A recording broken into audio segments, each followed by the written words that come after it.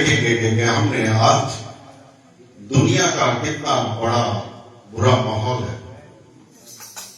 बेटे हम शांत हो जाए, कोई ना बोले। तो इस चीज से बहुत बुरा मानता हूं। अगर आप भजन सुनने के लिए आइए तो दो कम से कम ज्यादा मिनट नहीं लेता। मेरा सरमन को ज्यादा मिनट का 15-20 मिनट का वो होता है सरमन, लेकिन आपके लिए ऐसा होता है कि शायद आपकी जिंदगी बदल सकती है अगर आप सही तरीके से ध्यान दें। मैं आपके लिए 2 घंटा नहीं लेना चाहता या 1.5 घंटा नहीं लेना चाहता, पूरा दिन नहीं लेना चाहता। इतना भोजन खिलाना चाहता हूं क्योंकि मुझे आपकी क्षमता पता है कि आप हजम कर सकते हैं, और बदहजमी हो जाए तो अच्छा नहीं लगता।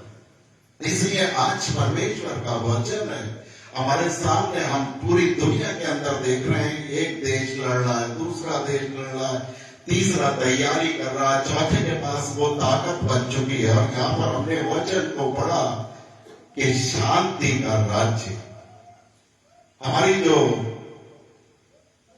ये क्रिसमस मनाने का तरीका है वो परमेश्वर के जन्म के ऊपर है।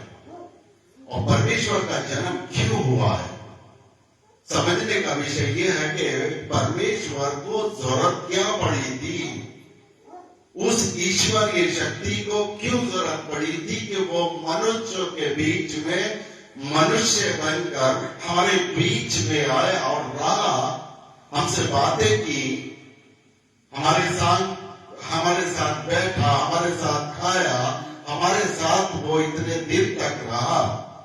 क्या जरूरत थी, सोचने का विषय है।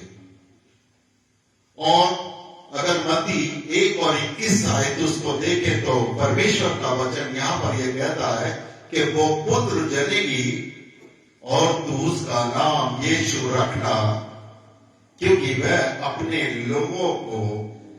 लोगों का उनके पापों से उद्धार करेगा। यहां पर एक बात सोचने को मिलती है। हम लोग प्रचार करते हैं, हमारे जितने भी भाई बंधु हैं क्या कहते हैं, वो सारे जगत के लिए आया है ना। और यहाँ पर एक चीज 2 बातों में बांटती है कि वो अपने लोगों का उद्धार करेगा। इसका मतलब एक लोग बात तो उसके अपने लोग हैं कि वो अपने लोगों का उद्धार करेगा, और एक खेमा और है कि जिनका उद्धार नहीं होगा। वो कौन लोग बात हो सकते हैं? आज हमें ये अपने को सोचना है कि कितनी बड़ी बात लिखी है कि वो अपने लोगों का उद्धार करेगा। और यहां पर ये लिखा हुआ है कि अगर मीका 5 मैं आपके सामने पढ़ता हूं, 2 आयत आपके सामने पढ़ता हूं, 2 से 5 तक पढ़ता हूं। यहां पर वचन कहता है, हे बैतलहम एफ्राता, यदि तू ऐसा छोटा है कि यहूदा के हजारों में गिना नहीं जाता, तो भी तुझसे मेरे लिए एक पुरुष निकलेगा जो इस्राएलियों में प्रभुता करने वाला होगा, और उसका निकलना प्राचीन काल से वरन आदि काल से होता आया है।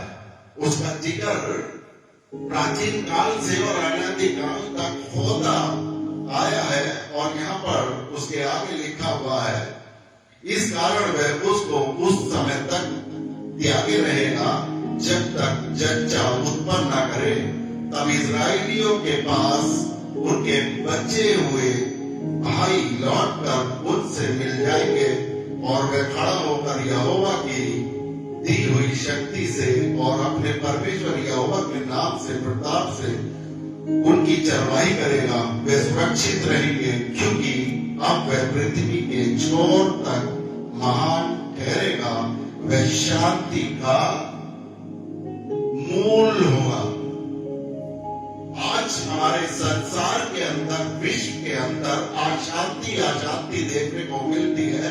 हम हर साल परमेश्वर का वचन मनाते हैं, उसका जन्मदिन को मनाते हैं कि शांति का राजकुमार हमारे बीच में पैदा हो। उसका नफरत से कोई वास्ता नहीं। कुछ ऐसे भी व्यक्ति हैं जो खरीद लिया है, लेकिन कुछ ऐसे हैं कि जो परमेश्वर ने अपने लहू के द्वारा मोहब्बत को खींच लिया। दो खेमे हैं। अचानक ऐसा होता है कि हम संसार की उन बातों में पढ़कर, संसार की उन उलझन में पढ़कर ये बात पहचानने से इनकार कर देते हैं कि परमेश्वर के लोग और एक शैतान के डेविल के लोग पर हमारी जिंदगियों में घमंड आ जाता है। हमारे घर में लड़ाई झगड़े होने लगते हैं। वो जिंदगी को उथल पुथल बनाता। कभी परमेश्वर आपकी जिंदगी में ऐसा कर सकता है? क्योंकि परमेश्वर तो शांति का राजकुमार के रूप में पैदा हुआ है, जो कितनी सैकड़ों सालों से उसके लिए पेशेंट कोई भविष्यवाणियां कितने कितने नबियों ने की कि एक शांति का राजकुमार पैदा होने वाला। वो पूरे जगत के लिए आया पूरे जगत के लिए, वो पूरे संसार के लिए आया। वो अपने लोगों के बीच में आया, लेकिन अपनों ने उसको पहचानने से इनकार कर दिया। यहां पर हम सब लोग पाकिस्तान से देखते हैं कि परमेश्वर पूरे जगत के लिए तो जरूर आया, लेकिन क्या पूरे जगत ने उसको अपने अंदर लिया? परमेश्वर की उस बात को समझी कि वो ईश्वरीय शक्ति, जो दिव्य शक्ति है, वो इंसान के रूप में हमारे सामने प्रकट हुई। हमें वो बात सिखाने के लिए कि इस पूरे संसार कहां पर है इस समय संसार है कहां?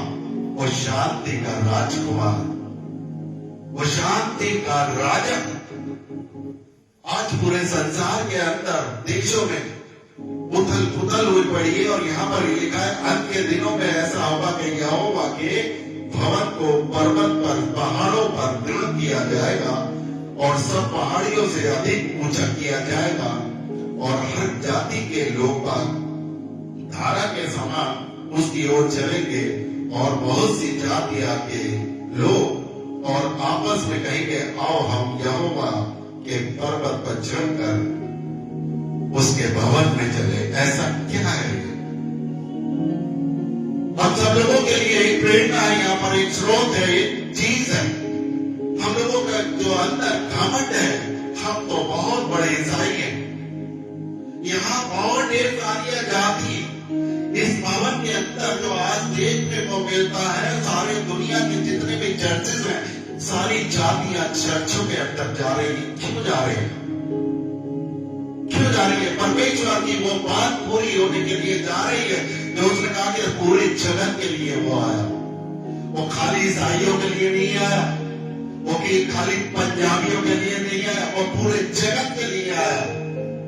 मुझे इस बात का घमंड नहीं होना चाहिए कि मैं पुलपिट पे खड़ा होकर और यहाँ पे प्रचार कर रहा हूँ तो शायद यीशु मसीह मेरे ही खातिर आया। नहीं, ये घमंड तोड़ने के लिए हम सब लोगों के बीच में परमेश्वर का आना हुआ।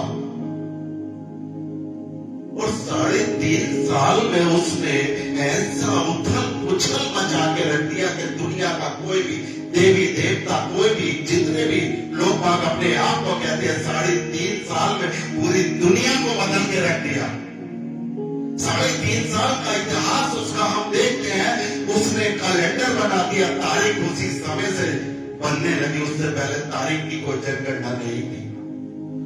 वो प्रभु, उसको हम प्रभु करके मानते हैं, उसको हम कोई भी इंसान करके नहीं मानते, उसको कोई महापुरुष करके नहीं मानते, उसको अपना प्रभु करके मानते, और ये भी मानते कि वो आज की तारीख में जिंदा है।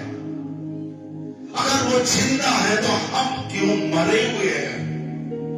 वो उसको कहते हैं कि वो जिंदा है, लेकिन हमारे अंदर का जो शरीर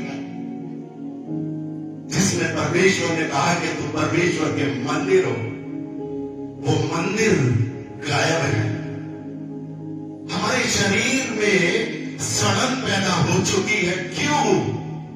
क्योंकि परमेश्वर के उस खेमे से दूर होते जा रहे हैं। परमेश्वर की वो बात भूल चुके हैं कि वो शांति का राजकुमार हमारे बीच में पैदा हुआ। वो शांति को हम भूल पड़े। हमारे बीच में जो उलझने हैं, एक दूसरे से नफरत करना, एक दूसरे के खून के प्यासे होना, एक दूसरे को कचहरी और कहां पर ले जाना, एक दूसरे को हमेशा ये बताते रहना कि तू मुझसे नीचा है, मेरे बराबरी कोई नहीं आ सकता। परमेश्वर ने क्या कहा था? जितने छोटे बनोगे, जितने नीचे बनोगे, उतने तुम ऊपर चले जाओगे। यहाँ पर हर एक आदमी की रेस लगी हुई है, अपने आप को ऊपर दिखाना चाहता है कि शायद दिमाग सामने वाले में नहीं है, मेरे अंदर ज्यादा है। और परमेश्वर का वचन बताता है जब अपने दिमाग का इस्तेमाल करोगे तो तुम कहीं के भी नहीं रहोगे। तुम्हारे घर में टूट फूट, चोरी डकैती, पैसे का नाना, बीमारियों को पनपना, ये सब इसी का कारण है, क्योंकि परमेश्वर को कभी भी घमंड पसंद नहीं है। परमेश्वर को भाईचारा पसंद है। वो क्या है? इस संसार के अंदर जब वो पैदा हुआ, शांति का राजकुमार बन के आया, उसने मोहब्बत की दुकान खोली, उसने मोहब्बत की दुकान खोली और उसने अपने दुश्मनों के लिए भी हमको भेजे, हमें बता दिया कि तुम उनके लिए भी प्रार्थना करो। कोई अगर तुम्हारे एक गाल पर झापड़ मारे, दूसरा भी उसको वो फेर दो। क्या हम लोगों में से किसी की आदत है ऐसी?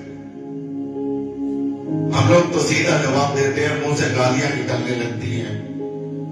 परमेश्वर आपको जीवन को बदलना चाह रहा है आज। परमेश्वर आपको आज बताना चाह रहा है कि अपने अंदर का जो मंदिर है, जिसको कहा है परमेश्वर जिसमें वास करना चाहता है, परमेश्वर जिसमें रहना चाहता है, वो चेंज हो जाए।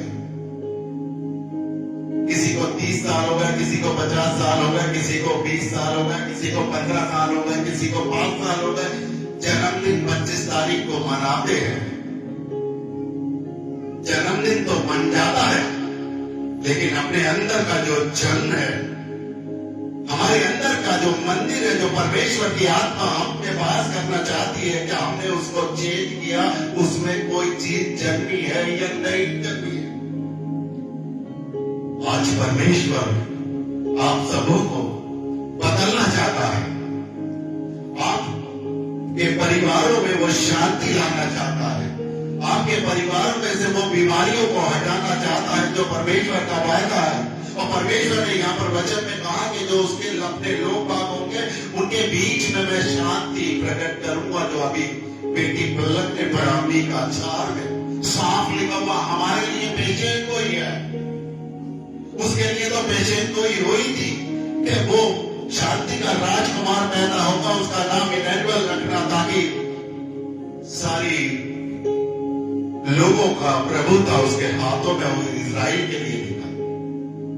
और जो परमेश्वर के लोग बात है, जो परमेश्वर के लिए रात दिन काम करते रहते हैं, जो परमेश्वर की तरफ रात दिन निहारते रहते हैं, परमेश्वर उनको कुछ भी बिगड़ने नहीं देता। परमेश्वर उनके घरों में बीमारी नहीं लाना चाहता। परमेश्वर उनके पास कोई भी ऐसी विपदा नहीं लाना चाहता। ये याद रखिएगा। आप क्यों नहीं बोल जाते? हम यहाँ चर्च में बैठते हैं, सब कुछ होता है, बड़े बड़े पासवानों की बातचीत सुनते हैं, बड़े बड़े जितने भी घर में प्रीचर आते होंगे, सबकी बात बोलते हैं, इधर से वो बोली जाती है, इधर से निकाली जाती है, क्योंकि फैशन की दुनिया है। खासतौर से हमारी युवा पीढ़ी चेंज होती जा रही है। युवा पीढ़ी का बदलना शैतान के पास जाने का मकसद है। कहते हैं कि इस देश का बच्चा कल का भविष्य बनेगा। सब लोग कहते हैं कि इस देश का जो बच्चा है वो कल का इस देश का भविष्य बनेगा। भविष्य इसी प्रकार से बनते चले आ रहे हैं कि उन्होंने अपना दिमाग लगाना चालू कर दिया। जो वचन का दिमाग है उससे हम भूलते जा रहे हैं। क्या इसी प्रकार हम क्रिसमस मनाते हैं? इसी प्रकार हमारे बीच में साल गुजर जाते हैं कि 2025 हमारे बीच में आ रहा है और वो भी ऐसे ही हो जाएगा। क्या ये चाहेंगे कि 2024 में जो परेशानियां हम सब लोगों के बीच में आई, हमारे परिवारों के बीच में आई, क्या 2025 में भी आई?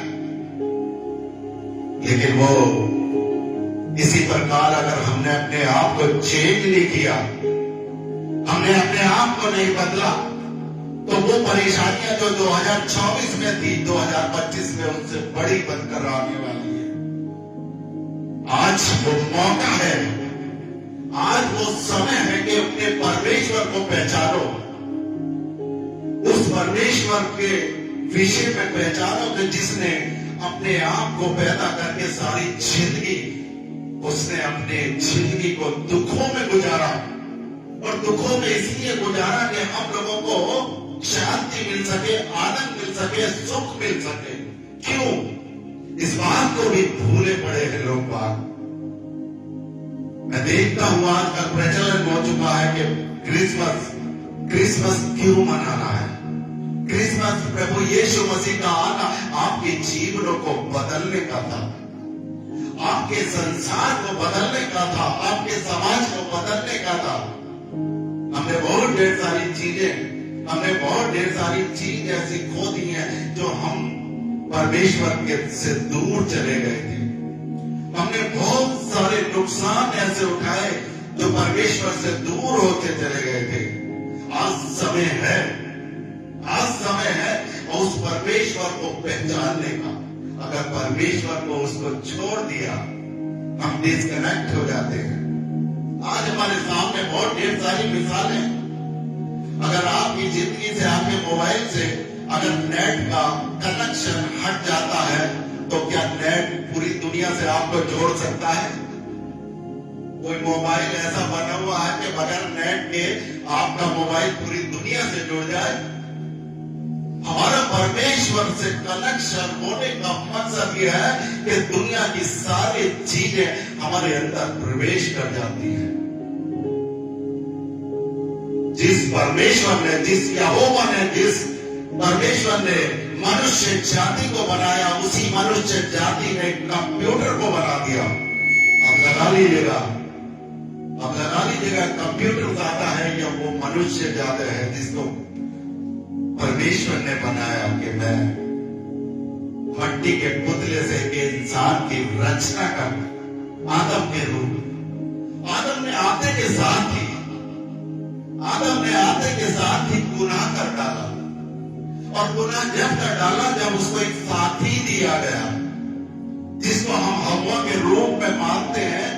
परमेश्वर की क्या गलती थी? परमेश्वर ने तो ये कहा था कि इसका अच्छा नहीं लगता, ये संसार में अकेले रहता है, इसका जो है अकेला रहना परमेश्वर को अच्छा नहीं लगता। उसको साथी दिया गया। उस साथी इतना कमजोर हालत का था।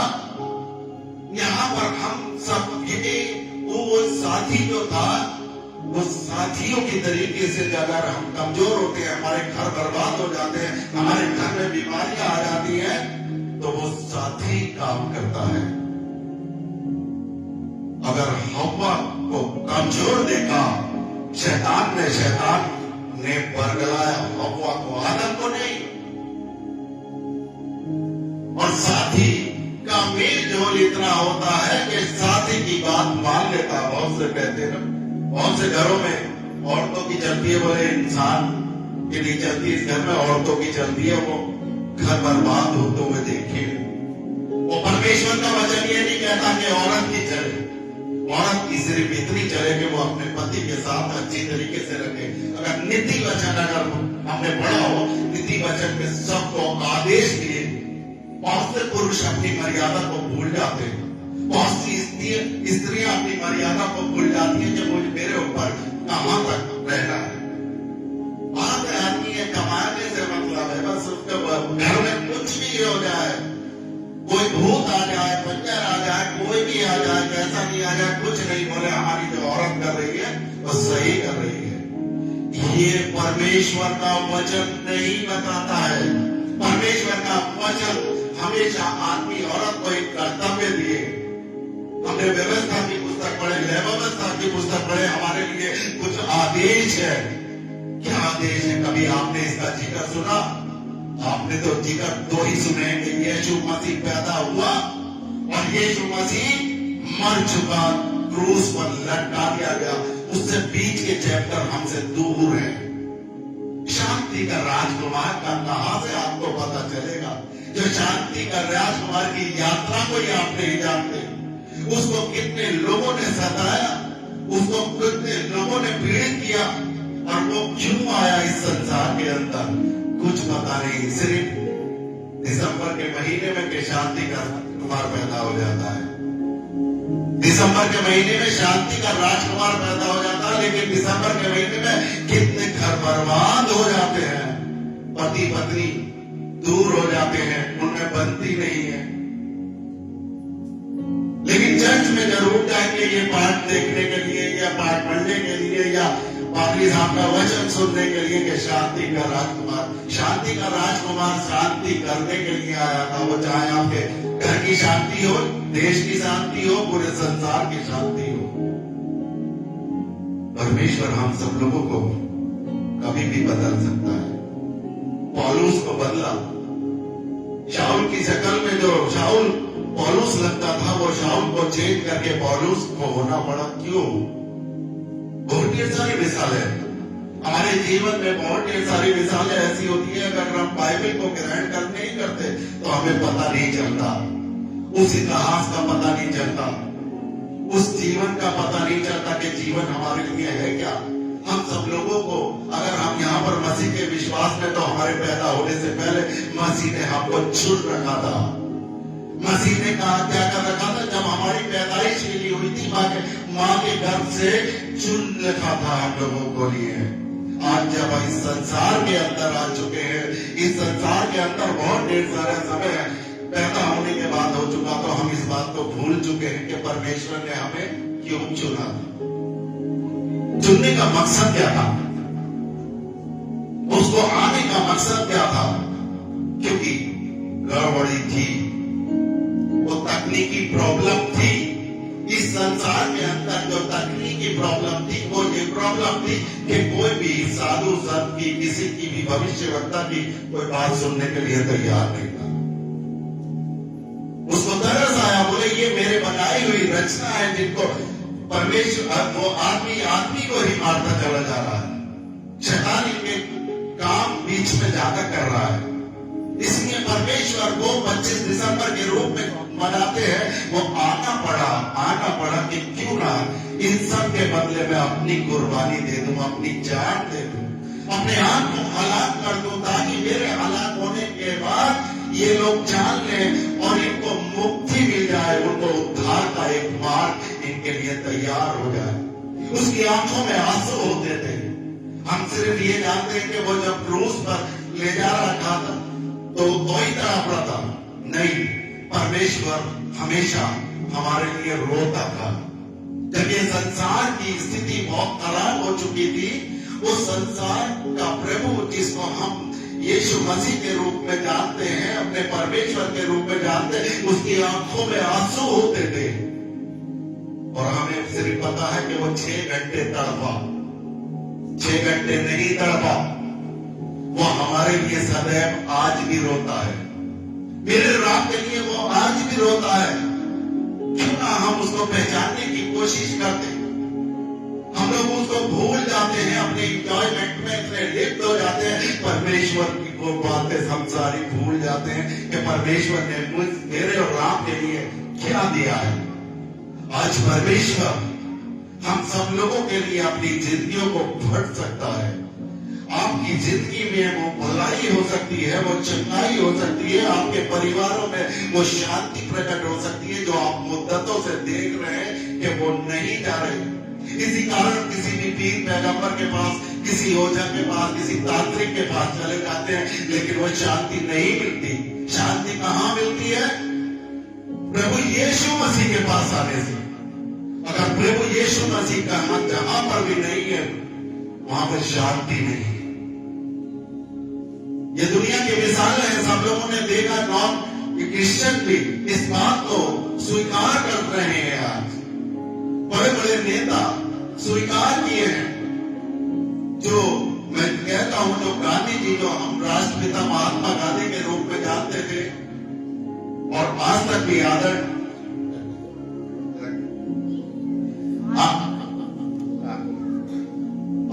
हम आदर करते हैं उनका, राष्ट्रपति महात्मा गांधी बाइबल के ऊपर चलते थे। जो हमारे देश के राष्ट्रपिता थे महात्मा गांधी, वो बाइबल के ऊपर चलते थे। और बाइबल के जरिए हमारा देश आजाद करवा दिया उन्होंने, अंग्रेजों को पढ़वा के। वो तीर खंजर से हिंदुस्तान हमारा आजाद नहीं हुआ। सिर्फ गांधी जी को पता थी कि अंग्रेजों की ताकत क्या थी, और उस ताकत को वो जानते थे कि किस तरीके से खत्म करना। सिर्फ एक बाइबल लेके इंग्लैंड गए थे गांधी जी, और गांधी जी ने वो बाइबल की आयत पढ़कर बताई थी, और अंग्रेज अपना सर झुका के नीचे टेबल पर झुका लिए, और इस देश को 10 मिनट के बाद कह दिया कि हिंदुस्तान को आजाद किया जाता है। शांति का राजकुमार की बात जान चुके थे वो। और हम लोग मसीह घराने में पैदा होते हैं, मसीह धर्म में पैदा होते हैं, हमारे अंदर ये घमंड रहता है कि हम मसीह घराने से हैं, लेकिन शांति की बात नहीं जानते। मदर टेरेसा ने अपनी जिंदगी को कुर्बान कर दिया था, यीशु मसीह को पहचान चुकी थी, यीशु मसीह के कदमों पे चलती थी। और उनके लिए जो राष्ट्रपति के लिए जो हेलीकॉप्टर दिया जाता है, जब उनका निधन हुआ, वो राष्ट्रपति के लिए जो हेलीकॉप्टर कोई भी इस्तेमाल नहीं कर सकता, वो मदर टेरेसा को दिया गया। और इतनी लंबी लाइन किसी भी राजनेता की नहीं देखने को मिली जितनी मदर टेरेसा को थी, क्योंकि अपने जीवन को कुर्बान कर दिया था। 8 किलोमीटर की लंबी लाइन थी जो मदर टेरेसा जब निधन हुआ था, उनके पीछे, बॉडी के पीछे पीछे चल रही थी। हम सब लोग को जानते नहीं है, परमेश्वर की ताकत है, उसके अनुग्रह को आज तक हम नहीं जाने। उसको हमने ऐसी खोखला करके कर दिया कि ये ऐसे ही है। हम जिस जहां थे आज भी वहीं पर है, ये समझिए। अगर हमारे जीवन में कोई बदलाव नहीं आता है, तो जहां हम 25 साल पहले थे, 30 साल पहले थे, जो टोने टोटकों में थे, जो जागरण करते थे, जो भी अंधविश्वास में डूबे थे, आज भी है, क्योंकि चेंजिंग नहीं आई है। हम सिर्फ इस धर्म में बड़ा दिन मनाने के लिए आते हैं, अपने जीवन का बड़ा दिन कभी नहीं मनाना चाहते। अपने जीवन का बड़ा दिन कब आएगा? आप सब लोगों की जिंदगियों में एक निखार होना चाहिए, जिससे परमेश्वर खुश होकर आपके जीवन को बदल सकते हैं। उस जीवन को हमेशा हम अपने लोगों के लिए देखते रहते हैं। हमारे लोग बाग आके कहते हैं कि भाई साहब, हमारे घर में झगड़े हैं, हमारे घर में बीमारियां, भाई साहब कोई ओझा नहीं होते, भाई साहब कोई हकीम वैद नहीं होते। लेकिन वैदों का जो वैद होता है, जो परमेश्वर, उसके नाम लेकर जो प्रार्थना करते हैं, वो ही सामर्थ्य आ जाती है। परमेश्वर का वादा है कि अगर तुम मेरे अनुग्रह में बने रहोगे, तो इससे भी बड़े बड़े काम करोगे जो मैं करता हूं। इस दुनिया के अंदर जो मैं कर रहा हूं काम, इससे भी बड़े बड़े करोगे। और आज वो काम हो रहे हैं। जब हम परमेश्वर के पास आ जाते हैं, परमेश्वर के अनुग्रह में होकर चलते हैं, हमारे जीवन में आज काम करता है। जिसके जीवन में कोई सफलता नहीं है, तो प्रभु उसके अंदर कोई वास नहीं करता। अगर घुटने टेक कर अगर वो 1 घंटे बंद कमरे में, अगर चर्च भी आने का मौका नहीं मिला, अपने बंद कमरे में घुटने टेक के प्रार्थना करे, तो उसके वो सारे रोग और वो परेशानी उससे चली जाएगी कि परमेश्वर इसी की तलाश में रहता है। परमेश्वर का काम रोजाना यही रहता है कि मेरा कोई बंदा, मेरी कोई संतान, मेरी कोई बेटी या बेटा, आज उनकी आंखों में आंसू तो नहीं है। मैंने इस संसार में रहते हुए बहुत आंसू बहाए, लेकिन उसका ये वायदा है, उसका अंदर का ये थीम है, जिसको हम यीशु मसीह करके जानते हैं कि किसी की भी संतान के आंखों में आंसू ना बहे। अगर बह रहा है तो वो हम सब लोगों की अपनी कमी हो सकती है, हमारे चाल चलन में कोई कमी आ सकती है, हमारी वो सारी चीजों में कोई घटी और कमी आ सकती है, अगर हम परमेश्वर को आज नहीं पहचान पाए। आज परमेश्वर को पहचानना है बड़े दिन के उपलक्ष्य के रूप में। अगर हम जानना चाहते हो ये बड़ा दिन, ये क्रिसमस आपकी जिंदगी का एक निराला क्रिसमस होने को हो जाए, अगर आपकी जिंदगियों में कोई तब्दीली हो जाए, आपकी जिंदगियों में कोई तब्दीली अगर आती है तो वो परमेश्वर के द्वारा आ सकती है, किसी इंसान के द्वारा नहीं आ सकती। आपकी जिंदगियों को कोई ऐसा मनुष्य नहीं है इस दुनिया के अंदर कि वो आपकी जिंदगी को बदल सकता है, सिर्फ एक परमेश्वर भी बदल सकता है, क्योंकि उसका हमेशा से नाम लिया जा रहा है कि वो अपनी लोगों के लिए, अपने सामर्थी जाति के लिए वो हमेशा निरंतर काम करता रहेगा। हम सब लोगों को इस मंदिर में आने का मकसद क्या होना चाहिए? वो परमेश्वर की हैकल में आने का मकसद ये होना चाहिए कि हम ये नहीं कि परमेश्वर की हैकल में आए उसके बाद सारे गुनाह हमारे माफ हो जाएंगे। आपको पछताव करना पड़ेगा, आपको मानना पड़ेगा। कोई भी सामने वाला जज बैठा होता है, जब तक वो अपने उसको जो कार्य उसने किया होता, जो पाप उसने किया होता, जब तक वो माफ करने का नहीं कर सकता, जब तक वो अपने आप को सरेंडर ना करे। परमेश्वर के सामने आज मौका है, परमेश्वर के सामने आज समय है अपने आप को परमेश्वर के सामने पेश करने का। परमेश्वर इतने साल से मैं आपके लिए सोच रहा था कि आपको बेवकूफ बनाऊं, लेकिन मैं आज जान चुका हूं कि मैं बेवकूफ बन रहा था, बना नहीं रहा। इसलिए आज हमेशा आप अपने घर पर या घर से बाहर जाते हैं, आप नमूना हो। मसीह की महिमा आपके शरीर के द्वारा होती है, आपकी जुबान के द्वारा होती है, आपकी आंखों के द्वारा होती है, आपके कदमों के द्वारा होती है, आपके कपड़ों से नहीं हो सकती, आपके श्रृंगार करने से उसकी महिमा नहीं हो सकती। हो सकती है वो आपके कैरेक्टर को देखना चाहता है कि ये मेरा जो संतान उसका कैरेक्टर क्या है। क्या हम सब लोगों के कैरेक्टर एक मसीह के कैरेक्टर की तरह है? मसीह तो नहीं बन सकता, कोई भी आदमी मसीह नहीं बन सकता, लेकिन उसके जैसा स्वभाव तो करने की कोशिश कर सकता है। कहा है उसने, अगर तुम राई के दाने के ऊपर भी विश्वास करो, अगर तुम राई का दाना कितना छोटा होता है, राई के दाने के ऊपर भी विश्वास करो तो इस पहाड़ से कह दो वो पहाड़ जाकर और समुद्र में गिर जाएगा। वाकई में परमेश्वर की ये बात कोई गलत नहीं है, परमेश्वर का वो वचन झूठा नहीं है। जो अपने लोगों के लिए काम नहीं करता वो अपने लोगों के लिए बराबर काम करता।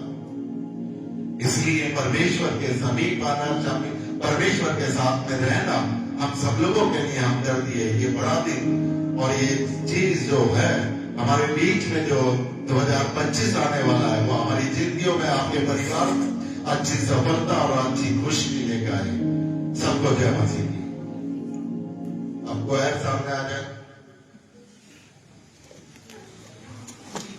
वो निखिल की मम्मी आ गई क्या? वो आ गए तो उनको अंदर बुलाना, बाद में अंदर बैठा लेना जब मैं कहूं।